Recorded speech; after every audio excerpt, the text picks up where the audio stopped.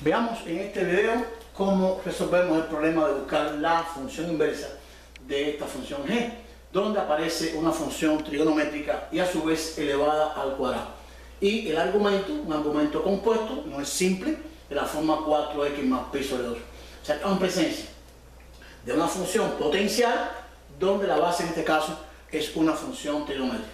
Primeramente recuerden que para determinar la inversa de una función dada, en este caso que es trigonométrica, lo primero que se hace siempre es sustituir la función por su rango, que sería y. O sea, en este caso, g en x, vamos a sustituirlo por y. G en x no es más que y. Y igual, y mantengo la expresión de la función seno cuadrado de su argumento, 4x más pi sobre 2.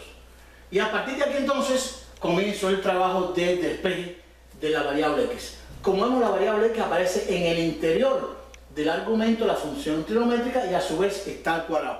Es una función que es una función compuesta. Lo primero que hay que hacer es eliminar el cuadrado de la función seno. Y si esta función está al cuadrado, entonces yo podría este cuadrado pasarlo al otro miembro como raíz cuadrada. Y nos quedaría la siguiente expresión. Igual, el cuadrado lo paso al miembro izquierdo como raíz cuadrada de y, igual al seno, ya no tiene cuadrado, de 4x más pi sobre 2. Y ahora entonces, venimos a lo siguiente. ¿Cómo determinamos ahora el despeje de esta variable? Si una expresión es igual al seno del argumento, entonces lo que voy a hacer es, para despejar el argumento de la función trigonométrica, sería aplicando la función inversa, que sería el arco, en este caso, de esa función. Si estoy hablando de función seno, sería el arco seno de esa función. Entonces me quedaría el arco seno de esta expresión, raíz de y, igual al argumento del seno, que sería 4x más pi sobre 2. Lo que hemos hecho es despejar el argumento de la función trigonométrica. El argumento sería no más que el arco seno de la función seno con este argumento raíz de y.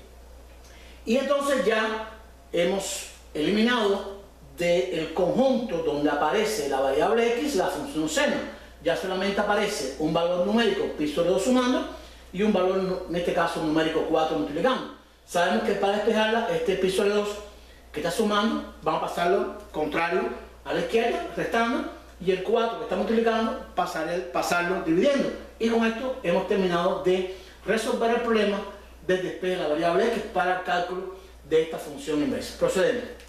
Nos quedaría entonces el arco seno de la raíz de y, este pi sobre 2 pasaría restando, menos pi sobre 2 no queda dentro de la raíz, queda exterior del argumento del seno, igual a 4x. Y despejo la variable x. El 4 que está multiplicando pasaría dividiendo a toda la expresión que aparece a la izquierda. Arco seno de raíz de y menos pi sobre 2.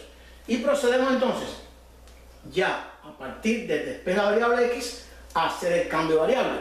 Esta x la voy a sustituir por y para tener la función inversa, y la variable y la voy a sustituir por x. Me queda y igual, y me quedará la fracción entonces arco seno de la raíz, cambio la variable y por x, menos el valor numérico que estaba aquí, la constante, pi sobre 2, dividido por 4. Y este despeje de la variable y en el cálculo de esta inversa sería la forma de la inversa de esta función g. Por lo tanto, la inversa del seno cuadrado de 4x más pi sobre 2 sería arco seno de raíz de x menos pi sobre 2 sobre 4. Ya hemos obtenido nuestra función inversa, nuestra forma de la función inversa. Recuerden que siempre estamos planteando que nos gusta hacer una verificación. Vamos a hacer una verificación. En este caso, comenzamos por g y vamos a verificar entonces en el caso de la inversa. Vamos a buscar un par en g. Recuerden que si un par pertenece a g, entonces cuando invierte el orden, pertenece a la inversa. O sea, recordamos, Si un par x, y pertenece a una función g, entonces el par inverso y, x va a pertenecer a su función inversa. Por lo tanto, vamos a darle un valor a la x en la función g. Vamos a darle, por ejemplo, algo sencillo, que sería 0, y calcular g en 0. Si g en 0, aquí pondríamos 0.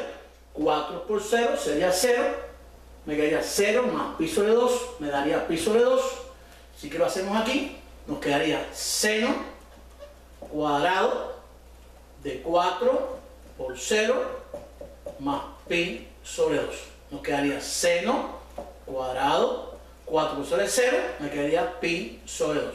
Sabemos que el seno de pi sobre 2 es 1 y el seno está al cuadrado.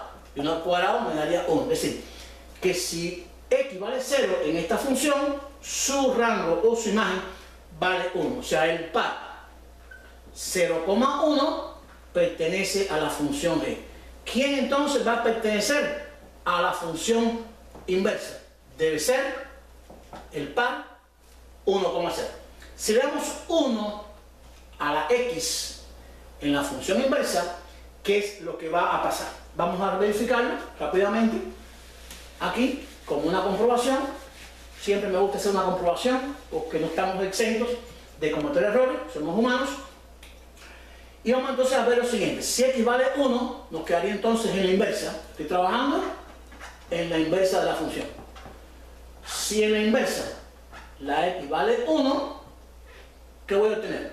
Voy a obtener lo siguiente: esto sobre 4, nos quedaría el arco seno de la raíz de x, que sería de 1, menos pi sobre 2, todo entre 4. Nos quedaría g a la menos 1, evaluado en 1, igual al arco seno, raíz de 1 es 1, menos pi sobre 2 sobre 4. Nos quedaría la inversa en 1, nos quedaría muy sencillo, el arcoseno de 1, ¿quién es? Es el valor del ángulo que toma valor 1. ¿Y dónde el seno vale 1? En pi sobre 2. Será pi sobre 2 menos pi sobre 2 sobre 4. Pi sobre 2 menos pi sobre 2 daría 0 sobre 4. Y esto nos daría 0. Evidentemente, hemos obtenido 1,0. Si 0,1 pertenece a la función, entonces hemos verificado que el par 1,0, invirtiendo el orden, en y, x pertenece a la función inversa. Y en esta forma hemos hallado, a partir de una función trigonométrica, cuando aparece en este caso al cuadrado de un argumento compuesto, la forma de su función inversa. ¿Cómo? Aplicando en este caso el arco. Como es seno, sería el arcoseno de x.